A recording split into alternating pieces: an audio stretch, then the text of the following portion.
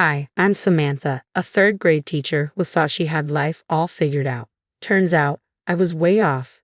There I was, knee-deep in old photo albums, trying to create a killer slideshow for my mom's 50th birthday. My tiny apartment was decked out in streamers, and my boyfriend, John, was lounging on the couch, chuckling at my dedication. Samantha, you're going overboard.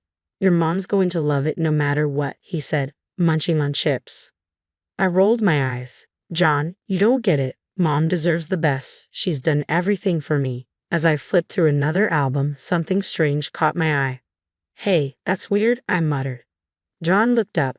What's up? These photos. The dates are all wrong, and Mom looks different here. I held up a picture of her supposedly on my 10th birthday, but her hair was short. I distinctly remembered it being long that year. Maybe it's just an old photo, John suggested. I shook my head. Look at the date. It doesn't make sense. Just then, my phone buzzed. It was Mia, my best friend since forever. Hey, you still coming over to help with the decorations? On my way, girl. I've got glitter and I'm not afraid to use it. I laughed, pushing the weird photo discovery to the back of my mind.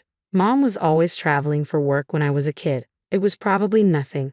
Later, as Maya and I were hanging a happy 50th banner, she asked, So, did your mom bring you back anything cool from her latest trip? I grinned. A snow globe from Paris. It's so tacky. I love it. Maya laughed. Classic Sandra. Remember when she missed your dance recital because of that emergency in Tokyo, but then sent you that amazing kimono? I nodded, but something about that memory bugged me. Yeah, it was gorgeous. But I don't think I ever saw any pictures from that trip. Maya shrugged. Probably too busy working. Your mom's always been a superhero like that. As we finished up, I couldn't shake this nagging feeling. I found myself staring at the wall of photos, trying to piece together a puzzle I didn't even know existed. John came up behind me, wrapping his arms around my waist. Your mom's going to love this, Sam. You've outdone yourself. I leaned back into him, pushing down the doubts creeping in. Thanks, babe. I just want everything to be perfect. She deserves it after everything she's done for me. Later that night, I slipped into Mom's office, my heart pounding. I'd never snooped before, but those photos were haunting me. Come on, Sam, you're being ridiculous, I muttered, running my hand along a bookshelf. That's when I felt it, a slight unevenness in the wood. I pressed and a panel slid open, revealing a hidden safe. My hand shook as I tried different combinations. Her birthday, my birthday, nothing. Then it hit me, the day Dad died. Click. Inside, I found a stack of documents. Birth certificates, 4 of them, all with Mom's name but different fathers. Financial records followed, showing huge sums of money, all paid to Mom. What the hell? I whispered, my vision blurring with tears. I called Mia, my voice trembling. Maya, I need you, now. When she arrived, I spilled everything. Her eyes widened in shock. Sam, are you sure?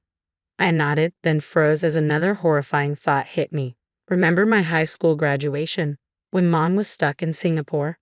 Mia's eyes narrowed. Yeah. One of these birth certificates is dated just days after that, I said, my stomach twisting. Another memory surfaced, my scholarship ceremony. She'd missed it for an emergency in Frankfurt. Oh my God, Mia. Days later, I heard Mom's key in the lock. I sat in the darkened living room, the documents spread across the coffee table. She flicked on the light, and her smile faltered when she saw my face. Samantha, why are you sitting in the dark, sweetheart? Who are they? I asked, my voice eerily calm. Who are you talking about, darling? I held up the birth certificates. Don't lie to me, Mom, not anymore. Her face crumpled. Samantha, I can explain. Explain what? I shouted, standing up. That you missed my graduation to have another kid? It's not that simple, she whispered. Then make it simple, I demanded. And she did. Every sort of detail. The affairs, the pregnancies, the blackmail. How my dad wasn't dead, just another victim of her schemes. I did it for you, she pleaded. To give you a good life. I laughed bitterly. A good life built on lies? Please, Mom. Samantha, forgive me. I love you. I stepped back, shaking my head. I don't even know who you are anymore. As I walked out, her sobs echoed behind me. My entire world had just shattered. Everything I thought I knew was a lie. I stared at my phone, thumb hovering over the send button. 4 messages to 4 strangers who were apparently my siblings. My head was spinning. Just do it, Sam, I muttered, hitting send before I could change my mind. The replies trickled in over the next few days, each one making my heart race. Coordinating the meeting wasn't easy. James was in Nashville, chasing his music dreams. Sophia was swamped with finals in Boston. Michael had just started a high-pressure job in Chicago. Only Lisa was local. We can all just drop everything and fly in. Michael's frustrated voice came through our conference call. Maybe we should wait, Sophia suggested hesitantly. No, I said firmly. We need to do this now, before she has a chance to cover her tracks. There was a long pause, then James spoke up. I'll book a flight. My gig can wait. I'll talk to my professors, Sophia added. I'll figure something out with work. Michael sighed. A week later, we all met at a cafe downtown. Walking in, I spotted them immediately, 4 people who looked just as lost and confused as I felt. A guy with shaggy hair and a guitar case stood up. Samantha, he asked, offering a small smile. I'm James. We introduced ourselves, each with an awkward nod. Sophia looked exhausted, with dark circles under her eyes. Michael kept checking his phone, looking like he was on the verge of leaving. Lisa, still in high school, couldn't stop staring at us. So, I began, struggling to find the right words. I guess. We're family. James snorted. Some family. Did any of you even know the others existed? We all shook our heads. She told me my dad died, Lisa said quietly. But, he's alive, isn't he? Michael nodded grimly. They all are. I did some digging. She's been blackmailing them for years. As we shared our stories, a pattern emerged. Sandra, weaving in and out of our lives, always with an excuse, always with a gift to make up for her absence. She missed my first big show in Nashville, James said bitterly. Said she was at a conference in Dubai. My high school graduation, I added. She said she was stuck in Singapore. Sophia's eyes widened. That's when I was born. The realization hit us all at once. Sandra's business trips were lies. Every absence, every missed event, she was somewhere else with one of us. I flew all the way from Boston for this, Sophia whispered, her voice shaking. I can't believe. Hey, James reached out, placing a hand on her arm. We're all in this together now, right? Slowly, the tension began to ease. We were strangers, yes, but bound by a shared betrayal. Meanwhile, my phone kept buzzing with messages from Sandra, all of which I ignored. What do we do now? Lisa asked, looking scared. I took a deep breath. I think we need to confront her, all of us together. We spent hours planning, gathering evidence, and preparing ourselves for the confrontation. It was surreal, bonding with my newfound siblings over our shared trauma. Later that night, I found John waiting at my apartment. Sam, talk to me. What's going on? He asked gently. The floodgates opened, and I broke down, telling him everything. He held me as I cried, my world crumbling around me.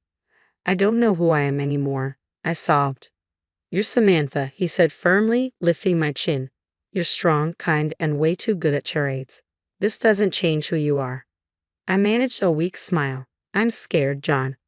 I know, but you're not alone. You got me, and now, you've got them too. As the days pass, we finalize our plan. We confront Sandra at her birthday party, the same party I'd been planning when this all started. It felt like a lifetime ago. The night before the party, I sat alone in my apartment, staring at old photos.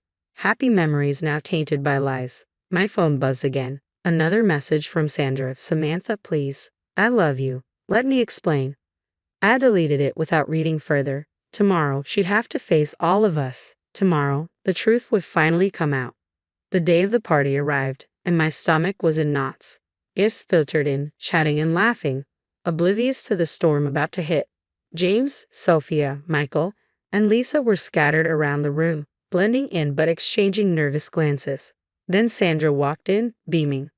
Oh, Samantha, this is wonderful, she gushed, pulling me into a hug. I stiffened, feeling my skin crawl. Mom, I said loudly, my voice cutting through the chatter. There are some people here you should meet. My siblings stepped forward. Sandra's face drained of color. Tell what? What is this? This, I said, my voice shaking, is your family, all of it. The room fell silent. I pulled out the documents from my bag. We found these, Mom. Care to explain? Sandra's eyes darted around the room, panicked. Sam, Please, not here. No, I cut her off. You don't get to hide anymore. I laid out everything, the birth certificates, the financial records. You missed my high school graduation because you were giving birth to Sophia, I said, my voice breaking. My scholarship ceremony, that was Lisa. One by one, my siblings shared their stories. James talked about missed concerts, Sophia about lonely Christmases, Michael about unanswered calls. Sandra crumbled before us, her perfect image cracking. I never meant for this to happen, she sobbed. The first time, I was scared. I needed money. Then it just spiraled. You lied to us our entire lives, Michael said coldly. I love you all, Sandra pleaded. Everything I did was for you. No, I interrupted, my voice steely. It was for you. We were just collateral damage in your schemes. The guests were murmuring, shocked. I saw Sandra's boss whispering furiously into his phone. Please, Sandra begged, her voice desperate. Forgive me. We can be a family. We are a family. Lisa, her voice quiet but steady, said, just not with you. One by one, we told Sandra we wanted nothing to do with her. As we walked out, leaving her sobbing in a room full of stunned guests, I felt a weight lift from my shoulders. Later that night, we gathered at my apartment, the air thick with unspoken words. So, what now? James asked, strumming his guitar absently. Michael leaned forward, his face set with determination. I've been thinking, we have a right to know our fathers. I want to find mine. A murmur of agreement swept through the room. Me too, Sophia said quietly. I have so many questions. It won't be easy, I warned. These men, they might not want to be found. Lisa nodded thoughtfully. But we deserve answers. We deserve to know where we came from. For hours, we talked, planned, and shared our fears and hopes. We each decided to begin the search for our fathers, to try and fill in the blanks of our lives and understand who we really were. But as the night wore on, something else became clear.